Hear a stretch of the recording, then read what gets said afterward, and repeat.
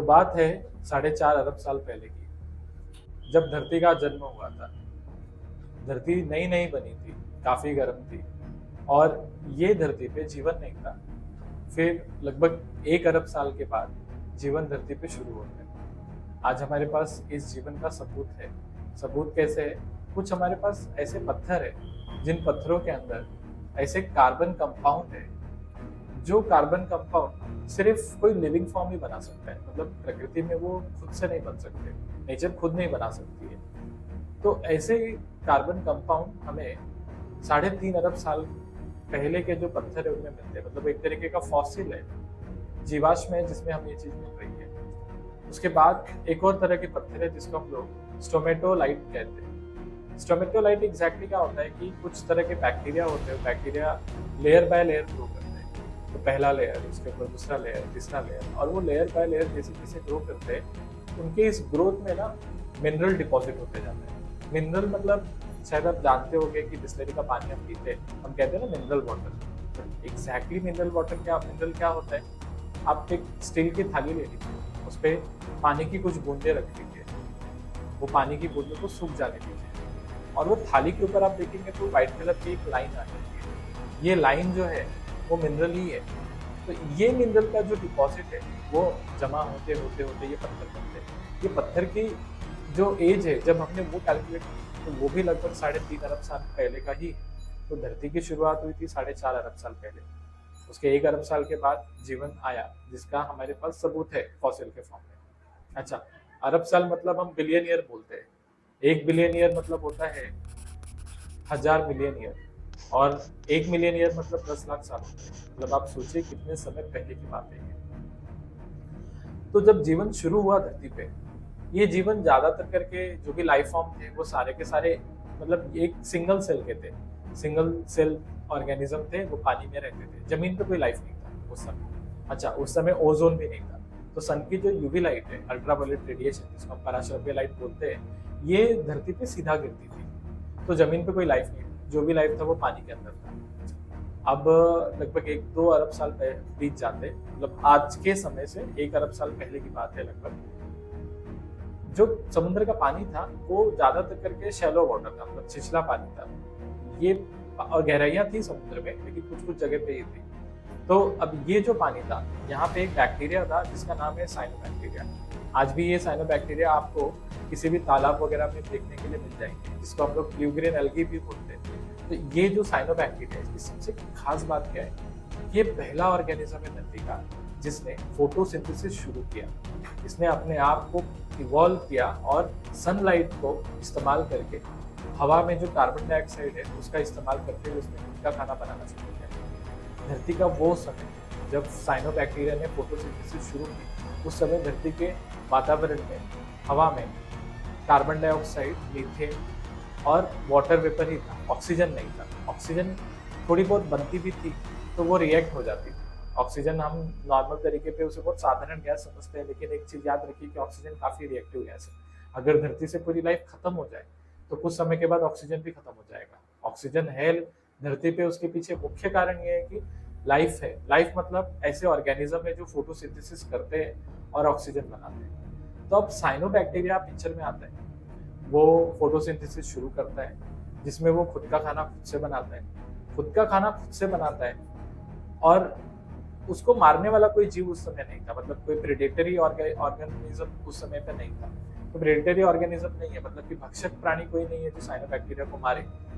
तो साइनोबैक्टीरिया की जो पॉपुलेशन थी वो बढ़ने लगी, और वो बढ़ते बढ़ते पूरे समुद्र में सब जगह फैलने लगी। ये फैलाव के साथ में ये सारे जो साइनोबैक्टीरिया हैं वो फोटोसिंथेसिस कर रहे हैं, और इसका बाय प्रोडक्ट क्या है? ऑक्सीजन। अब ये ऑक्सीजन गैस पहले नहीं थी, इसलिए उस समय के जितने भी जीव थे, जितने भी बैक्टीरिया थे, दूसरे बैक्टीरिया, साइनोबैक्टीरिया को छोड़ करके बाकी के सब मोस्टली बैक्टीरिया के फॉर्म में थे या सिंगल सेल के फॉर्म में थे, ये सबके लिए ऑक्सीजन पॉइजन बन गया। और धीरे धीरे सारे जो भी ऑर्गेनिज्म थे सिंगल सेल, सब मरने शुरू हो गए और बहुत सारी लाइफ फॉर्म्स खत्म हो गई। लेकिन इसी समय पे एक और बैक्टीरिया था, उसका नाम था प्रोटियोबैक्टीरिया। उसने ये पॉइजनस ऑक्सीजन को एक तरीके का पॉइजन की तरह नहीं ट्रीट किया, उसने इस ऑक्सीजन को अपने शरीर में इस्तेमाल किया और इस्तेमाल करके उसने एनर्जी बनाना शुरू कर दिया। मतलब उसने ऑक्सीजन का इस्तेमाल करना शुरू कर दिया और उसने इस तरीके से इस्तेमाल किया कि उसके शरीर में बहुत अधिक मात्रा में एनर्जी बनी, बायोलॉजिकल एनर्जी, जिसको हम एटीपी बोलते हैं। ये एटीपी जो होता है एक तरीके का ऐसा मॉलिक्यूल होता है जिसको हम सारे लिविंग बीइंग यूज करते हैं एनर्जी के फॉर्म में। अब क्या होता है, अब एक और बैक्टीरिया रहता है जिसका नाम है आर्किया बैक्टीरिया या आर्कियो बैक्टीरिया। ये बहुत ही प्राचीन बैक्टीरिया में से, इनके लिए भी ऑक्सीजन पॉइजन ही था, ये भी मरने के ही कगार पे थे। लेकिन इन्होंने क्या किया, ये आर्किया बैक्टीरिया जो ऑक्सीजन सह नहीं सकता, जिसके लिए ऑक्सीजन एक पॉइजन है, इस आर्कियो बैक्टीरिया ने वो दूसरा बैक्टीरिया जो प्रोटियो बैक्टीरिया है, जो ऑक्सीजन का इस्तेमाल करके एनर्जी बनाता है, उस एनर्जी बनाने वाले बैक्टीरिया को इसने लिया और ले करके अपने अंदर समाहित कर लिया, अपने अंदर ले लिया और अंदर ले करके उसने प्रोटियो बैक्टीरिया से एनर्जी बनाना शुरू करवाया। मतलब कि प्रोटियो बैक्टीरिया जो है वो आर्कियो बैक्टीरिया के अंदर गया और ऑक्सीजन का इस्तेमाल करके उसने एनर्जी बनाना शुरू कर दिया। अब ये जो उसने एनर्जी बनाना शुरू किया, ये एनर्जी बनाने की वजह से आर्किया बैक्टीरिया तो जिंदा रह गया, उसके बदले में आर्किया बैक्टीरिया ने प्रोटियो बैक्टीरिया को फूड प्रोवाइड किया।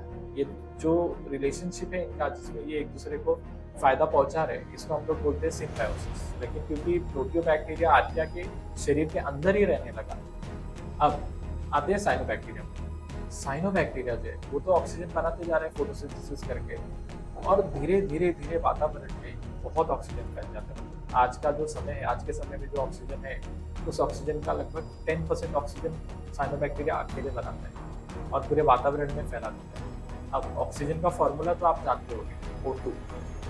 ये ऑक्सीजन जैसे जैसे वातावरण में फैलनी शुरू होती है, ये ऊपर की सतह पे जाती है धरती के, और इस पे यूवी लाइट गिरती है। अब देखिए एक चमत्कार ऐसा होता है कि यूवी लाइट के गिरने से एक ऐसा केमिकल रिएक्शन होता है कि ऑक्सीजन O2 ये चेंज हो जाता है O3 में, ओजोन बन जाता है। ओजोन का फॉर्मूला है O3, और धरती पे पहली बार चारों तरफ ओजोन की एक लेयर आती है। ओजोन की लेयर आने के बाद जो यूवी लाइट है वो ब्लॉक हो जाती है, मतलब यूवी लाइट अब धरती के सतह पे नहीं आ सकती है। इसकी वजह से जो जमीन है, जमीन पे यूवी लाइट नहीं गिरती है। अब जो हमने आर्कियोबैक्टीरिया के बारे में बात किया ना, ये आर्कियोबैक्टीरिया धीरे धीरे इवॉल्व होता है और ये सिंगल सेल से मल्टी सेलुलर फॉर्म में जाता है। फिर लाइफ इसी के थ्रू फैलती है, बहुत फैलती है। और आज हम बात करते हैं, चलते हैं, फिरते हैं, चाहे ह्यूमन हो जाए, कोई भी एनिमल हो जाए, कोई भी मोशन करते, काम करते, उसके लिए एनर्जी चाहिए होती है। वो एनर्जी माइटोकॉन्ड्रिया से आती है। माइटोकॉन्ड्रिया जो है वो हमारे जितने भी लिविंग ऑर्गेनिज्म है, मल्टी सेलुलर लिविंग ऑर्गेनिज्म है, उनके सेल का एक अंग है। जैसे हमारे शरीर में अंग होते हैं, दिल, किडनी, लीवर, वैसे ही माइटोकॉन्ड्रिया एक अंग है। लेकिन ये माइटोकॉन्ड्रिया जो है वो एक अंग नहीं है, ये वही प्रोटियो बैक्टीरिया है जिसको आर्कियो बैक्टीरिया ने अपने अंदर ले लिया था। और वो प्रोटियो बैक्टीरिया आज माइटोकॉन्ड्रिया बन चुका है हमारे शरीर में। सिर्फ हमारे नहीं, मतलब लगभग जितने भी मल्टी सेलुलर ऑर्गेनिज्म है, मच्छी से आप ले लो, फिश ले लो, स्नेक ले लो, कोई भी ले लो, सबके पास यही है।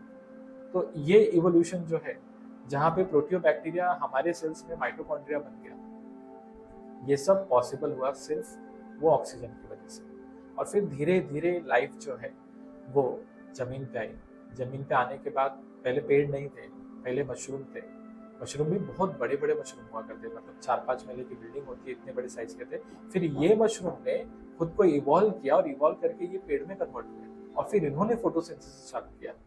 और तब जा करके ये पूरा जो ये पूरी लाइफ आज आप देख रहे हैं आपके चारों तरफ, ये सब कुछ पॉसिबल है ये उसी एक सिंगल रिएक्शन से जो साइनोबैक्टीरिया ने शुरू किया था, फोटोसिंथेसिस, जिसमें उसने ऑक्सीजन लाया। क्योंकि ऑक्सीजन अगर नहीं आता तो इतनी ज्यादा एनर्जी नहीं बनती, और इतनी ज्यादा एनर्जी नहीं बनती तो लाइफ के पास कभी इतनी एनर्जी नहीं होती वो इतना इवॉल्व हो सके। तो एक तरीके से साइनोबैक्टीरिया ने जो जहर फैलाया था, वो जहर पूरी दुनिया के लिए अमृत बन चुका है, और उसी की वजह से आज हम सब हैं। So all thanks to the cyanobacteria. Thank you very much.